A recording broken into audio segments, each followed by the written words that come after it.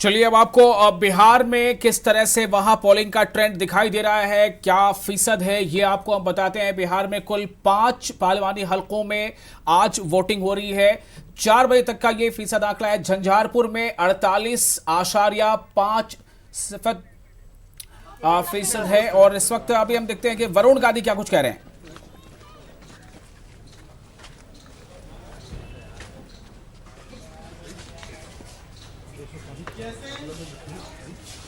पीलीभीत जो पार्लिमानी हलका है, वरुण गांधी वहां से इस पर उम्मीदवार हैं। पिछली बार यहां से मेनका गांधी उम्मीदवार थी। इस बार मेनका गांधी को सुल्तानपुर भेज दिया गया है और वरुण गांधी को सुल्तानपुर से पीलीभीत भेजा गया है।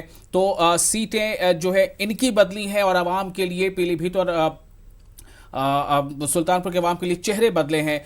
तो क्या इन बदलते चेहरों के साथ सियासत भी बदलेगी? क्या बदलते चेहरों के साथ पार्लिमानी हलके की जो शक्ल सूरत है, जो वहां पर तरक्याती कामों का जो मंजर है, क्या वो भी बदलेगा? यह सवाल हमेशा से रहा है।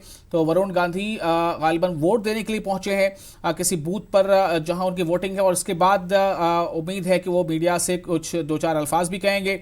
सबको इंतजार रहेगा वरुण गांधी क्या कहते हैं।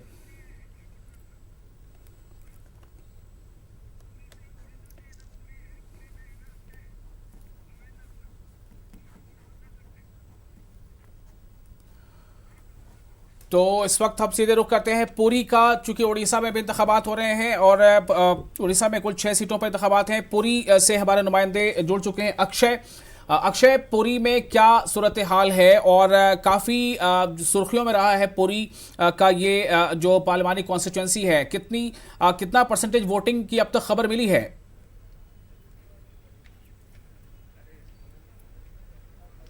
देखिए विशाल, जिस तरह का वोटिंग का परसेंटेज हो रहा है कि 40-80% अभी तक पोलिंग हुआ है। और जिस तरह का अगर पुरी की बात कर रहे हैं कि पुरी जिस तरह का डॉक्टर संबित पात्र बीजेपी के उम्मीदवार है और कांग्रेस बीजेडी के पिनाकी मिश्रा भी उम्मीदवार है, लेकिन अभी कड़ा टक्कर चल रहा है। और अभी बूथ के बारे में अगर बताएंगे तो बूथ में भारी भीड़ लगी है। अभी भी बहुत सारे लोग लाइन में खड़े हैं क्योंकि वोट देने के लिए सभी के मन में उत्साह है कि अपना मतदार साब्यस्त करेंगे और अपना वोट कास्ट करेंगे। तो आप देख रहे हैं कितना सारा अभी लाइन में है। इसी तरह का सभी बूथ में इस तरह का क्यू भी लगा हुआ है। तो हमारे साथ कुछ वोटर है, उनकी बात करेंगे। जो मतदान के लिए आप आए थे तो मन में क्या आशा थी और मतदान के बाद कैसा महसूस हो रहा है? मतदान तो मैंने किया, बहुत ही खुशी आ रहा है।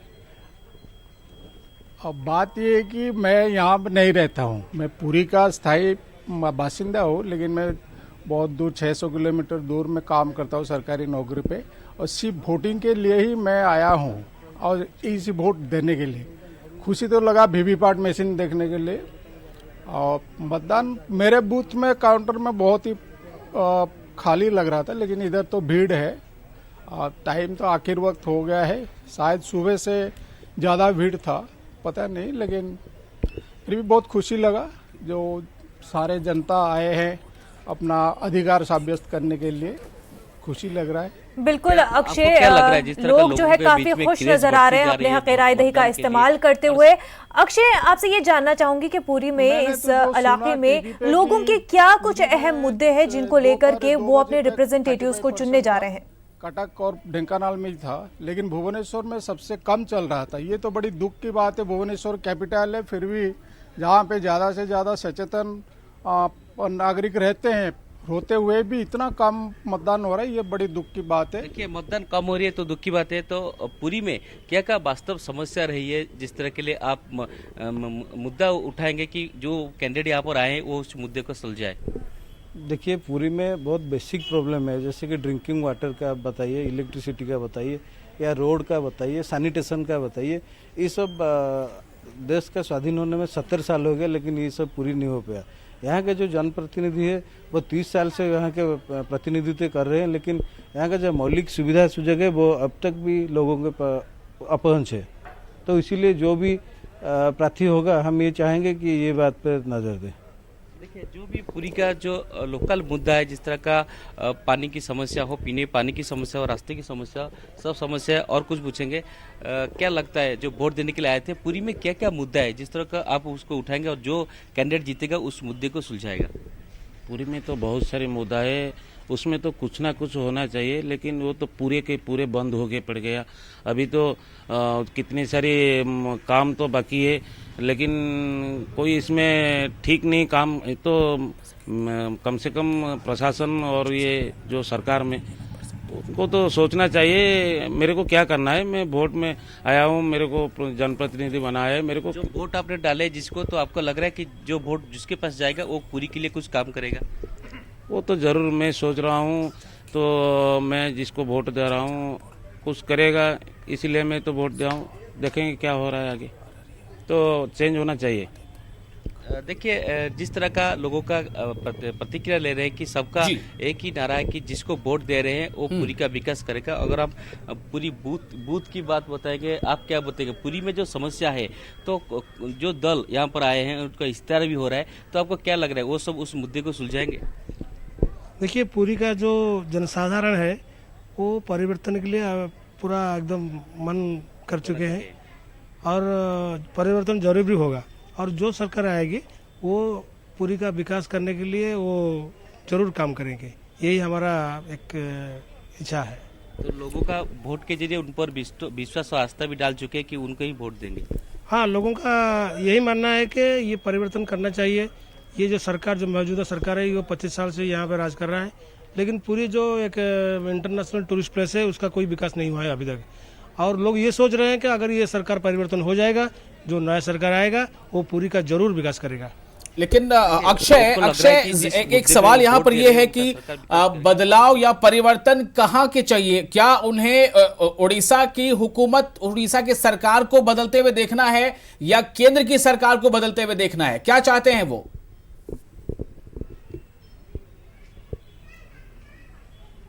अच्छा, जो परिवर्तन की बात आपने बोली, तो आपको क्या लग रहा है कि उड़ीसा का परिवर्तन चाहिए या केंद्र का परिवर्तन चाहिए?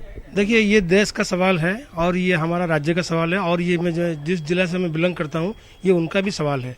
अगर देश सुधरेगा तो राज्य सुधरेगा और जिला भी सुधरेगा, इसलिए पूरी देश में पूरा परिवर्तन होना चाहिए।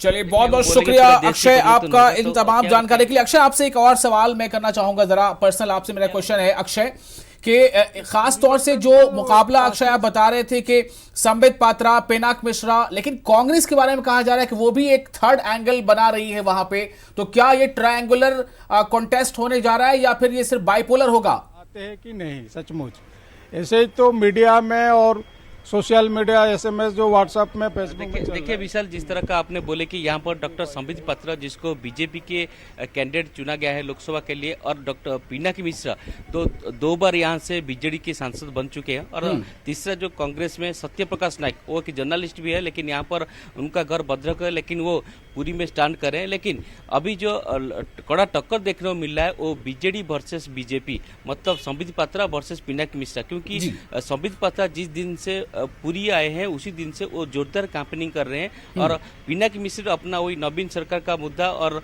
अपना जो बीजेडी का तरीका से कैंपेनिंग कर रहे हैं। लेकिन लोगों के ऊपर सब कुछ निर्भर करता है, लोग किसी को चुनेंगे, क्योंकि मतदाता सब कुछ डिसाइड करते हैं। तो अभी तो पोलिंग चल रहा है, तो अभी 48% पोलिंग हुआ है, तो 6 बजे तक मतदान चलेगा। तो उसी हिसाब से अगर हम देखेंगे, अगर मतदान ज्यादा होता है तो फिर नतीजा कुछ अलग हो सकता है। तो इसके लिए सबको इंतजार करना पड़ेगा कि पुरी का नतीजा क्या हो रहा है। विशाल, अक्षय, एक और सवाल, नवीन पटनायक ने इस बार बड़ा चौंकाया था सबको ये ऐलान करके कि वो 33% जो महिला आरक्षण का मुद्दा लगातार रहता है कि वो 33% जो है वो फीमेल कॉन्टेस्टेंट उतारेंगे, यानी ओडिशा में 33% उन्होंने महिलाओं को, खवातीन को, औरतों को टिकट दिया है। क्या ये उनका जो एक कह सकते हैं सियासी एक हथियार है या फिर एक कोशिश है, क्या ये उन नतीजों में कुछ फर्क पैदा करेगा?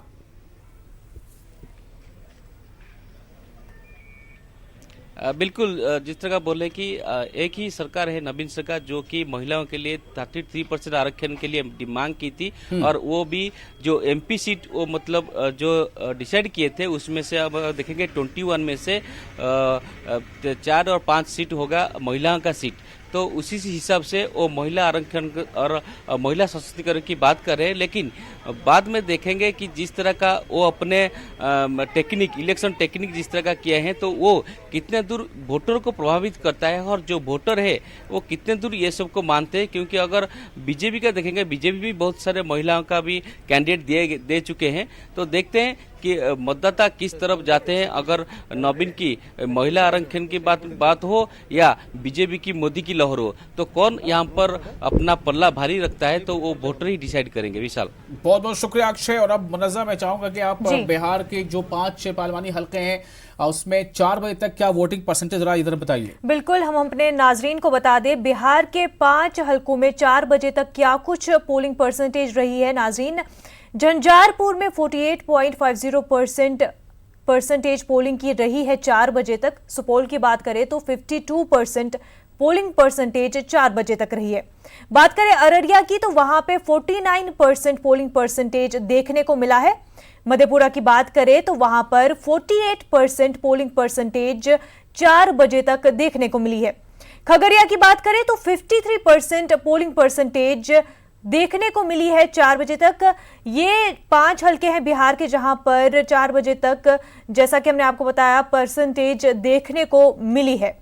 जी, तो सुपौल में 52%। और सुपौल से एक बड़ी अच्छी खबर आ रही है, बताना चाहूंगा कि सुपौल में 92 ईयर्स 92 साल की एक बुजुर्ग खातून जो है, जब वो वोट देने पहुंची पोलिंग स्टेशन पर, तब उस खातून को बताया गया कि आप वोट देने कैसे आ गई हैं। रिकॉर्ड में तो ये दर्ज है कि आपकी मौत हो चुकी है, आप तो जिंदा हैं ही नहीं।